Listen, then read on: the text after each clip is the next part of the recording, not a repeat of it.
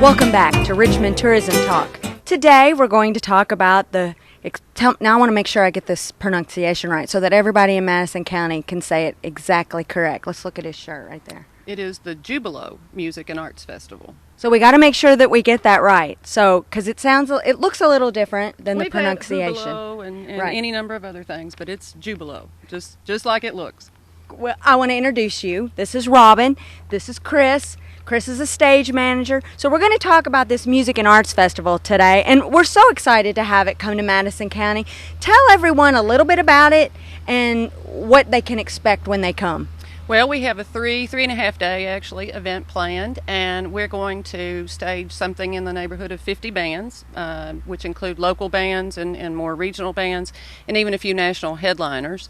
We're hoping right now to be able to book a couple of additional really big headliners, but we're still waiting for information on that.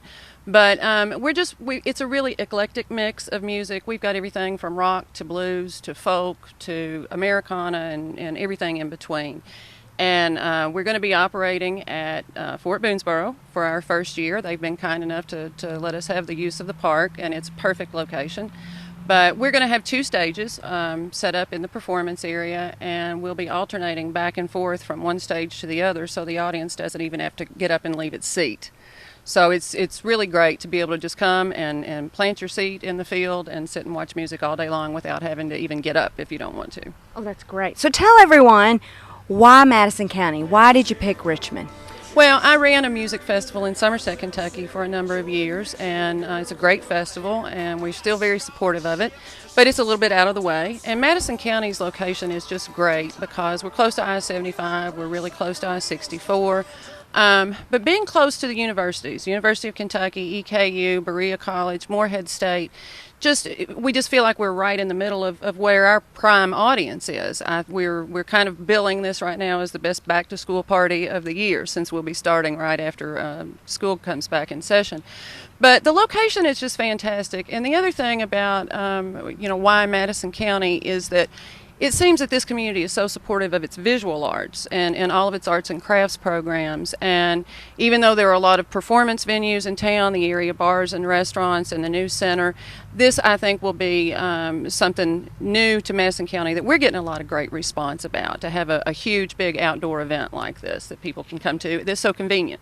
So you've raised some money already, correct? A little bit. Just a little bit, yeah. So if people in our community or our outlining counties wants to get involved, if they want to, how do they do that? Well, we're looking for a number of things. We're looking for sponsorships, of course. We have a few of the area businesses already on board with us. Surge Promotions and Paddy Wagon downtown are on board with us.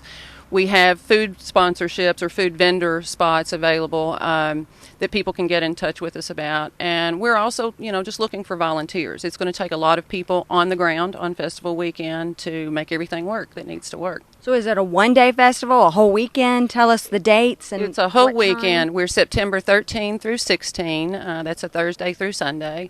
And we'll start, the performances will start at about 6 o'clock on Thursday, and we'll wrap up in the wee hours of the morning on Sunday, and then return the park to the Parks Department on Sunday afternoon.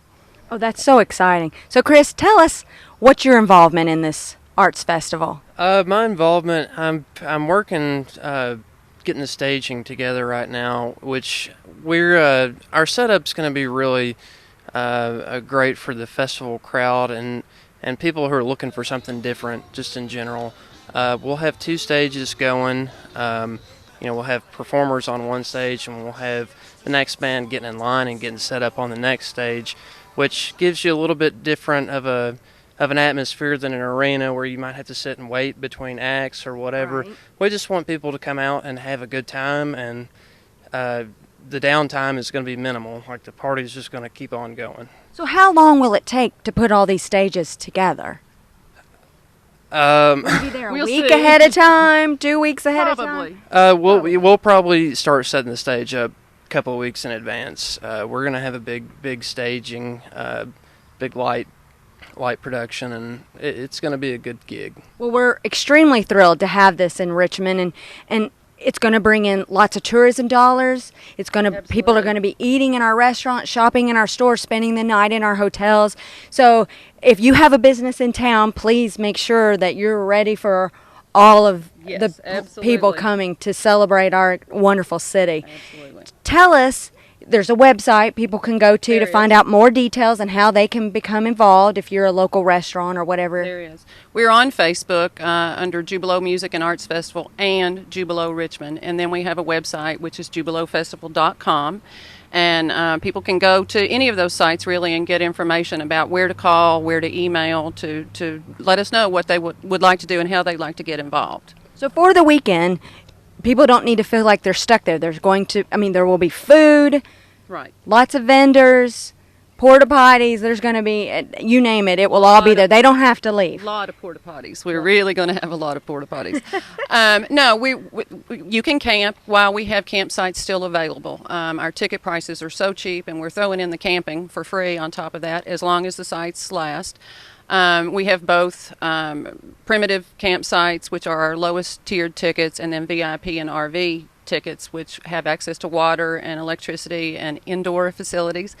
But we're also going to be offering day tickets, and people can come, and we'll have a designated parking area, and they can come and go throughout the weekend. So they can come for one day or they can come for 3 days. They can, and it's our experience that we're looking for a crowd, hopefully, eventually, of something between 20 and 25,000 people. And it's my experience that with festivals like this, that probably half or a little bit less will camp. And so all of those other people that are coming in from out of the area are going to be looking for places to eat, motels to stay in, and all that kind of thing. So I think it's going to be a great, great opportunity for the motel owners and restaurant owners in Richmond. Well, we appreciate you all coming to our local community. We're excited to have it here. We're hoping that this will be an event that will continue for many years to come. As do we. We Well, appreciate it. We thank you very much. Certainly. Robin and Chris, thank you for joining us. And we'll be right back with more Richmond Tourism Talk. Hello everyone, this is Commissioner Richard Thomas, thanking you for tuning in to Richmond Tourism Talk on Richmond's Channel 12.